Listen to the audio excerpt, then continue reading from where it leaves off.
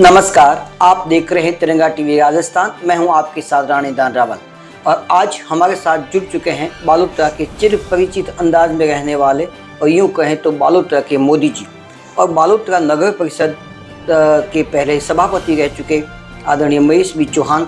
महेश जी हमारे साथ जुड़ चुके हैं, जो पहले भारत विकास परिषद से भी इनका गहरा नाता रहा है।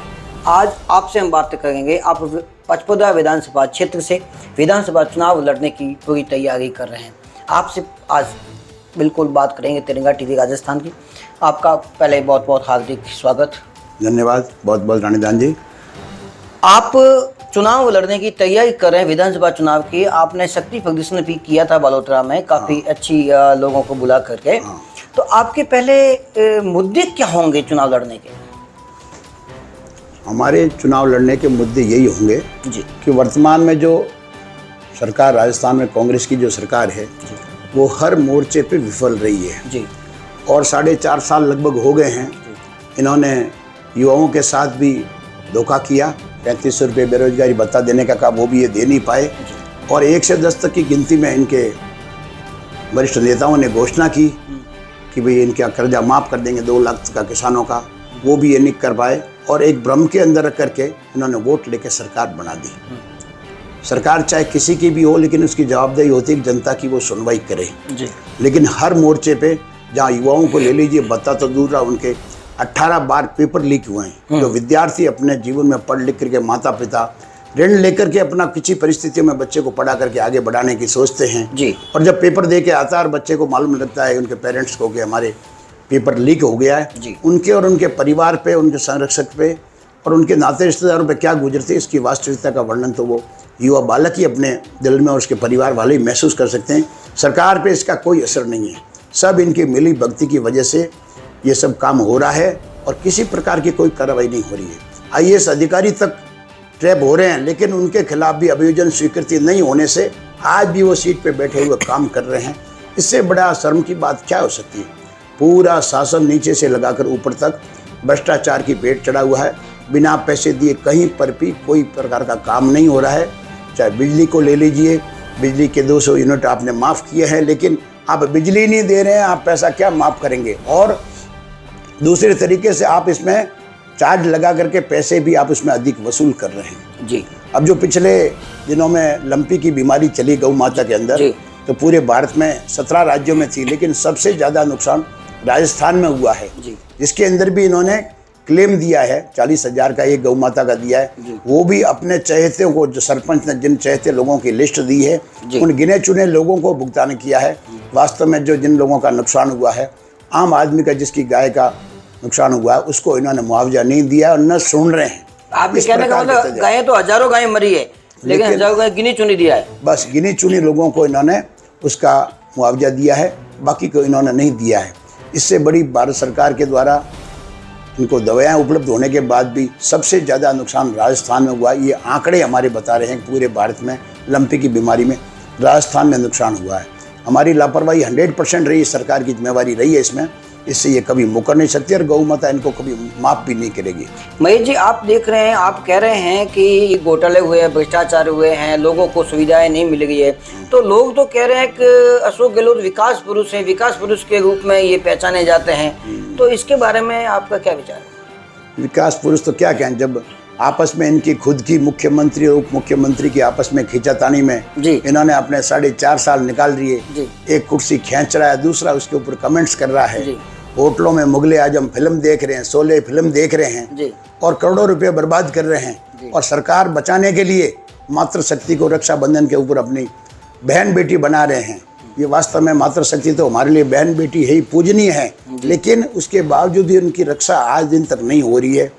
आज उदयपुर को ले लीजिए, कहीं पे भी कितनी घटनाएं हो रही है।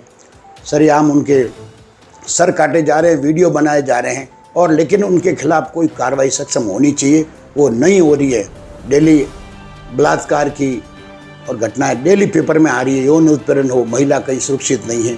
जो हमारी मातृशक्ति, जब हम भारत को भारत माता के रूप में मानते हैं, और जब हमारी माता ही सुरक्षित नहीं है, हमारी बेटी सुरक्षित नहीं है, तो हम क्या विकास की बात करते हैं? इन्होंने अपना खुद का, इनके विधायकों ने, मंत्रियों ने जैसे राजेंद्र गुड़ा को ले लीजिए, उसने भी लाल डायरी पेश की, लेकिन उसके भी कागज वहाँ से हटा दिए गए और उसको वहाँ से बाहर निकाल दिया गया।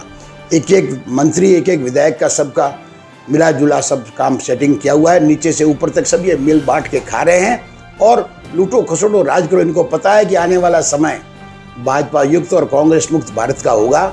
इसी सपने के साथ में हम अपना धरातल पे काम कर रहे हैं। हम अगर राजनीति में आते हैं तो राजनीति में आने के बाद में अपना घर करने का काम नहीं करते हैं जी। हम सेवा की भावना से राजनीति करते हैं। इसका उदाहरण आप देख लीजिए कि भारत सरकार में दिल्ली में हमारी आज दूसरी सरकार का कार्यकाल पूरा होने, किसी मंत्री के ऊपर किसी प्रकार का कोई आरोप नहीं है। पूर्व में राजस्थान में भी हमारी सरकार रही है मुख्यमंत्री वसुंधरा जी की, उसमें भी किसी मंत्री के ऊपर किसी प्रकार का आरोप प्रत्यारोपण नहीं है। पहले के कांग्रेस की सरकार में आप देख लीजिए, कोलगेट घोटाला, चारा घोटाला, तार घोटाला, 2G स्पेक्ट्रम, हर रोज कोई न कोई पेपर में इनका घोटाला आता रहता था। तो मेरा तो आपसे यही कहना है और जनता को आग्रह यही करना है कि आने वाले समय में जी आपको जागरूक रहते हुए मोदी जी के नेतृत्व में डबल इंजन की सरकार बनाने के लिए भारतीय जनता पार्टी के कमल पे या फूल पे आप बटन दबाएं। हम आपकी सेवा में जो भी व्यक्ति हमारा कमल का फूल लेके आएगा उसके साथ सभी कार्यकर्ता तन मन से जुट करके उसको जिताने में पूरा प्रयास करेंगे।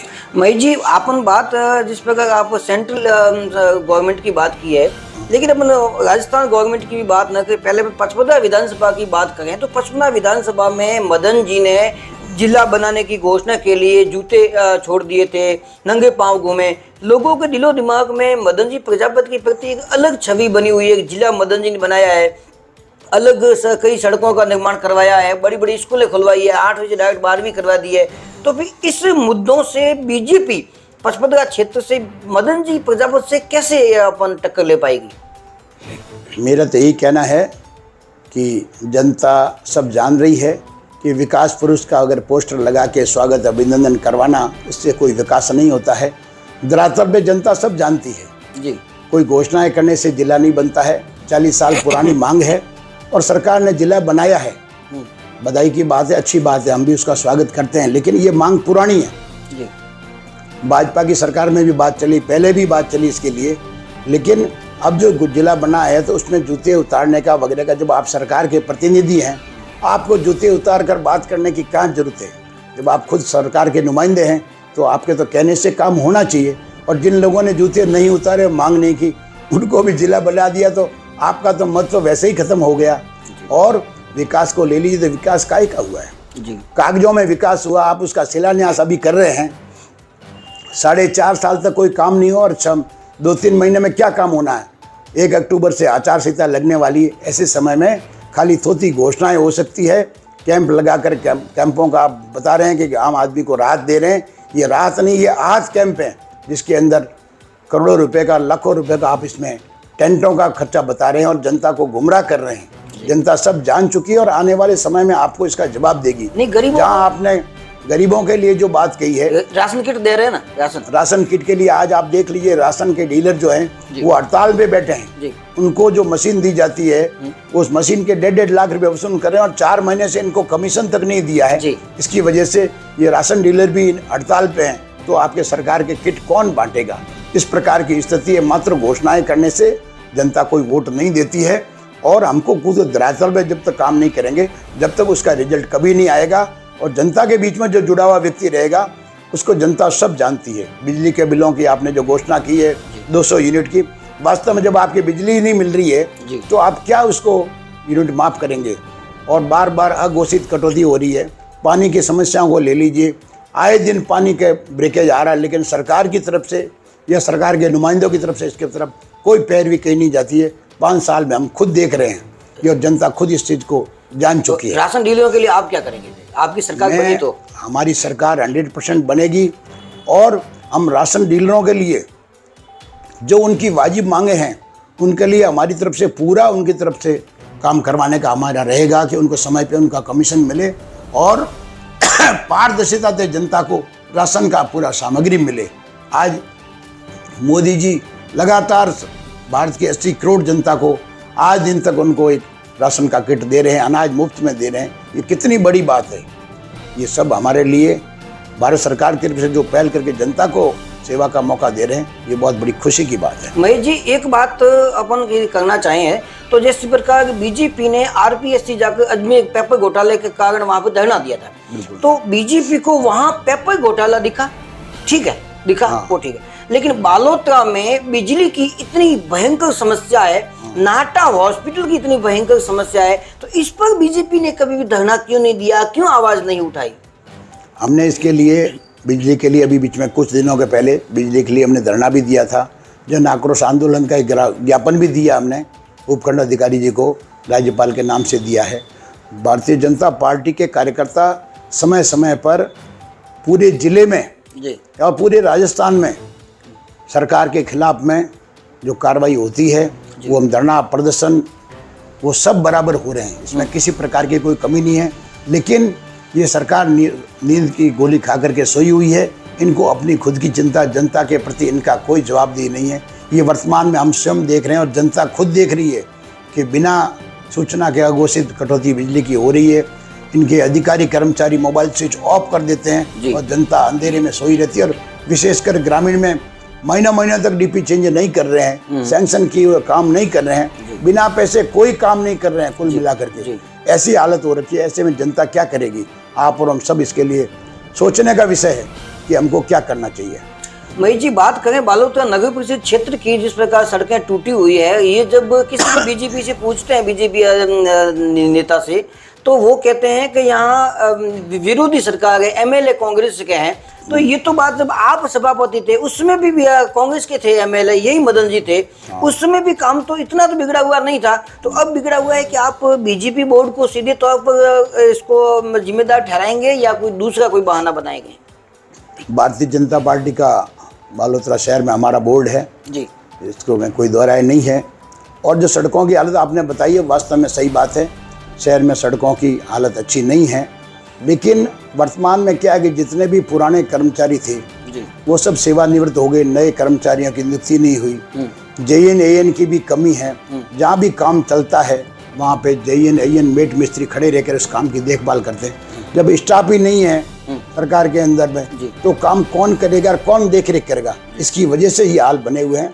बाकी भारतीय जनता पार्टी की तरफ से मैं आपको आश्वासन दिलाता हूँ कि जो सरकार के बिना सहयोग से, उनके रवैये ठीक नहीं होने से जो विकास के काम में रुकावट नगर परिषद बालोतरा में आ रही है, आने वाले समय में 2-3 महीना बाद जब चुनाव है और भारतीय जनता पार्टी का राजस्थान में परचम फहराएगा और बालोतरा से हमारे जो भी विधायक होंगे, हम जनता को आश्वासन देते हैं इस मंच से और इस अनाउंसमेंट के जरिए कि जो भी आपके 4 साल में काम की कमी रही है उसको ब्याज से ही चुका करके बालोतरा के अच्छा एक आदर्श शहर के रूप में पेश करने का पूरा प्रयास रहेगा।